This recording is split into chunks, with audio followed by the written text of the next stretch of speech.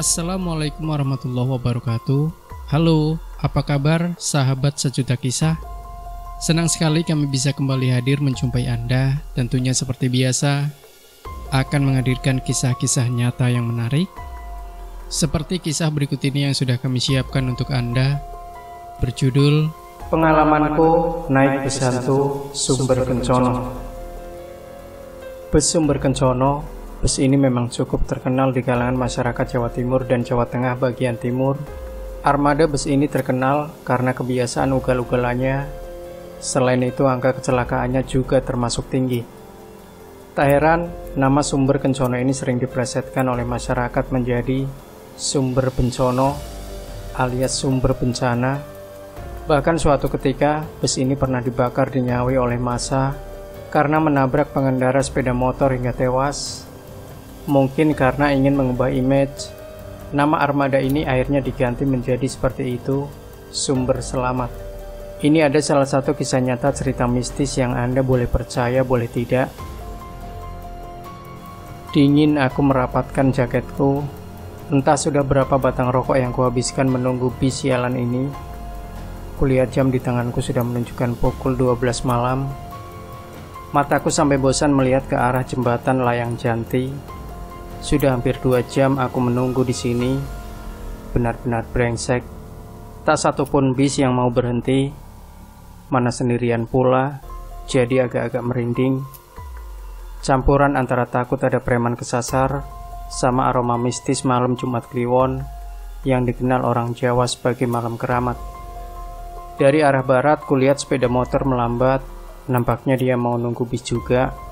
Yang dibonceng seorang pemuda gondrong dengan jaket bergambar lambang salah satu perguruan tinggi di Ring Road Utara. Dia turun sambil melepaskan helmnya. Hati-hati Dap, si pengendara motor muter balik sambil melambaikan tangannya. Lumayan ada barengan di sini. Minimal kalau sampai ada yang mau malak bisa kabur ke arah berlainan, biar premannya bingung mau ngejar yang mana. Tidak usah ketawa, aku malas berantem sama orang yang tidak mikir masa depan macam preman jalanan.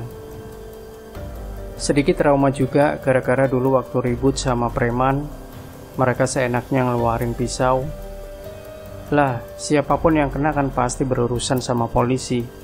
Dia mungkin mikirnya masuk tahanan tidak masalah, bisa makan gratis. Kalau aku, bisa dikebuki bapakku.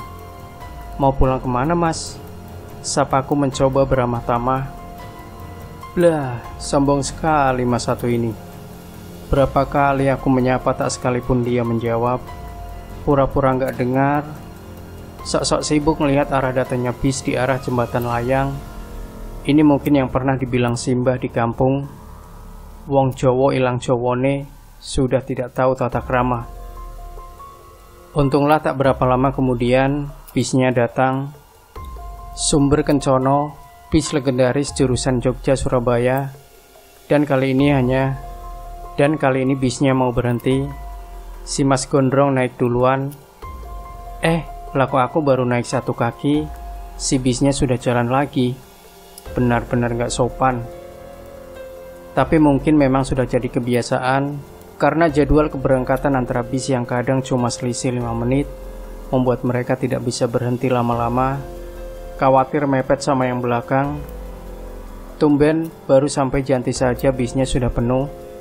Ada 1-2 kursi yang kapasitasnya 3 orang, baru ditempati 2 orang. Tapi penumpang yang di situ tidak ada yang menawarkan tempat duduk padaku. Lebih tepatnya mereka nggak bereaksi apapun saat aku permisi mau duduk. Blah. Makin lama makin keterlaluan orang-orang ini. Terbiasa hidup sendiri-sendiri mungkin. Sudah hilang segala macam ramah tamah yang konon dulu pernah jadi salah satu ciri orang sini. Untung ada 3 kursi kosong di bangku paling belakang. Tak perlu permisi, lega juga, bisa naikin kaki. Mungkin sambil kelebas-kelebus rokok untuk mengusir bosan nanti. Peduli setan sama orang-orang bakal terganggu atau tidak. Wong mereka disapa tidak menyahut. Harusnya diganggu juga tidak protes. Sekarang yang penting merem dulu. Kompensasi dari berdiri hampir 2 jam nunggu bis tadi. Bis sudah melaju sampai daerah Kalasan. Biasanya di sini kondektur sudah narik bayaran dari semua penumpang. Tapi heran, kok dari tadi tidak ada yang jawil. Padahal duit sudah aku siapkan. Terserahlah, kalau nanti tidak membayar, ya malah bersyukur. Tunggu dulu, sunyi waktu naik bis di malam hari sudah biasa. Tapi sepertinya yang sekarang ini terlalu sunyi. Mungkin ada 1-2 celoteh pelan terdengar. Tapi kenapa dari tadi ekspresi orang-orang ini terlalu datar? Lebih tepatnya tidak ada ekspresi yang tergambar di wajah. Bahkan orang di sebelahku pun seperti tidak merasakan kehadiranku. Aku jadi sedikit merinding. Dulu Mbak Yoko pernah bilang, kalau malam jangan nunggu bis dari Janti, lebih baik dari terminal saja, karena konon ada bisantu yang suka ngambil penumpang di sini. Bisantu? Iya, bisantu. Selentingan kabar mengatakan bis ini mengalami kecelakaan parah dan semua penumpangnya tewas. Waktu kita naik itu, semua penumpangnya berwajah pucat dan tidak menghiraukan kehadiran kita. Konon, kalau naik bis ini dari Jogja bisa sampai ke Surabaya dalam waktu tidak sampai 3 jam. Tapi kalau lagi nggak beruntung, bisa juga tidak sampai Surabaya. Kita malah dibawa ke alam antah berantah. Lebih celaka lagi katanya, bisantu itu sumber kencono yang memang terkenal suka kebut-kebutan. Mas, sampean mau turun mana? Aku mencoba menyapa penumpang di sebelah, sekaligus mengusir rasa penasaran. Masa iya ada bisantu? Dia nggak menjawab, lebih tepatnya bereaksi seperti semua orang yang dari tadi kusapa. Tidak ada ekspresi. Ini mulai menakutkan. Ku coba menepuk bahunya agar dia menanggapi sapaanku.